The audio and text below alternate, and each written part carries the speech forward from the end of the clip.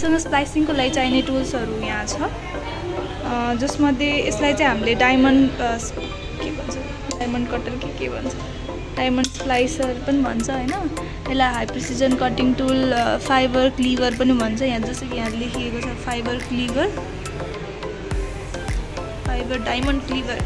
अनि यसको नाम चाहिँ स्ट्रिपर के थियो बिर्से, स्ट्रिपर हो क्या, स्ट्रिप गर्ने भएर यसले चाहिँ डिफ्रेन्ट उहरू वायरहरू यो यसलाई ट्युब भन्छ है, अनि ट्युबभित्र भएकोलाई यसलाई फाइबर भन्छ।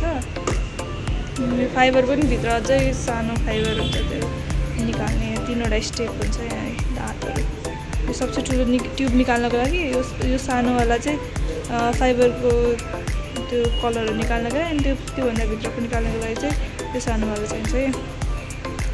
अनि यो चाहिँ हाम्रो मेन फ्युजन स्प्लाइसर भन्छ यसलाई, हाम्रो अटोमेटिक फ्युजन स्प्लाइसर हो, जसमा चाहिँ हामीले भित्र राखेर यहाँनिर 3वटा वायर राखेर यो इलेक्ट्रोड हुन्छ यसमा होइन, त्यो इलेक्ट्रोडले मिलाउँछ, यहाँ लाइटले हेरिन्छ, देखाएको जस्तै यहाँनिर आउँछ।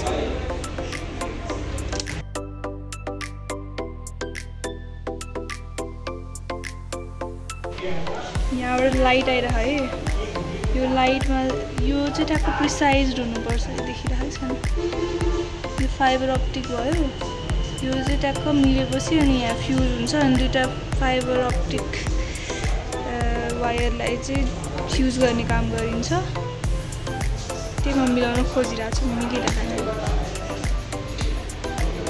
क्लिन कट छ होइन, कट चाहिँ क्लिन नै छ, तर राइट फाइबर चिप एरर भनेर देखाइरहेको। अब फेरि राइट यो चाहिँ अहिले हल्का बाङ्गो भएको है, तर यसले आफैले मेसिनले मिलाउँछ भन्ने मेरो आशा छ।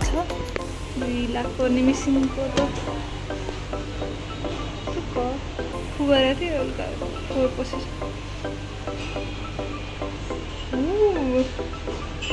अलिअलि फोर पसेर पनि मिलाउँदो रहेछ। एस्टिमेटेड लस 0.01 dB, ठिक छ भयो। प्रुफ टेस्ट गरेर nano tube splice complete, remove fibre, splicing complete भयो, रिमुभ फाइबर भनेर फाइबर रिमुभ गरेर हामीले जुन लाउनुपर्छ त्यो लाउनुपर्ने चिज भनेको चाहिँ यो हो। यसमा चाहिँ के हुन्छ भन्दाखेरि यसमा चाहिँ एउटा मेटल हुन्छ जसले गर्दाखेरि चाहिँ यो यसलाई यस्तो बेन्ड हुन दिँदैन, अनि जुन यो पटक भाँचिन्छ यो भाँचिँदैन। अनि यहाँबाट हामीले त्यो 2टालाई यसो गरेर अनि यहाँनिर राखेर हिट गर्छौँ। अब अर्को पार्टमा हेर्न सक्नुहुन्छ यसले फ्युज गरिदिइसकेको छ, र यो बिचको पार्ट जुन छ हाम्रो अहिले अब एउटै भइसकेको छ। मैले एउटा फाइबरकोमा चाहिँ यसरी रड पाइप हालिसकेको छु। अब यहाँबाट कसरी राख्ने भनेर हेर्न सक्नुहुन्छ, एउटा मसँग रेड कलरको वायर छ, अर्को व्हाइट कलरको वायर छ। त्यो 2टा वायरलाई मैले स्प्लाइसिङ गरेर जोडिसकेको छु। र अब हामी के गर्न जाँदैछु भन्दाखेरि यसलाई यो स्प्लाइसिङलाई चाहिँ प्रोटेक्ट गर्नको लागि हामी एउटा पाइपमा मेटल पाइपमा हिट गर्न जाँदैछौँ।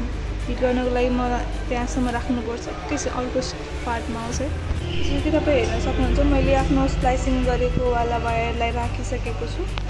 अब म के गर्छु भन्दाखेरि मेसिनलाई क्लोज गर्छु ताकि यो हिट हुन सकोस्। अनि यो मेन पनि बन्द गरिदिउँ।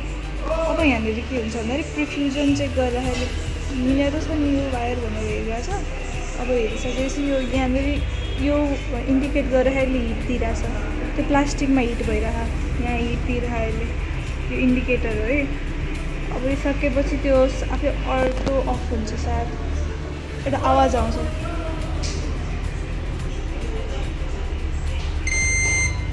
बिप भऱ्यो। अब भन्नुको अर्थ चाहिँ यहाँनिर भएको पाइप मजाले मेल्ट भइसक्यो, अब सेक्योर छ, निकाल्न मिल्छ भनेर भन्न खोजेको छ। अब हामी हेरौँ निकालेर के भइरहेछ। मलाई डर कता निकाल्ने, कसरी निकाल्ने, निक्लिँदैन त। हेर्न सक्नुहुन्छ मैले निकालिसकेको छु। अब यो चाहिँ हल्का तातो छ होइन, किनकि यो भर्खर हामीले फ्युज गरेको छौँ, निक्लिरहेको छैन धेरै हिट भएर। अब यो राम्रो छ, गुड एज न्यू भयो है।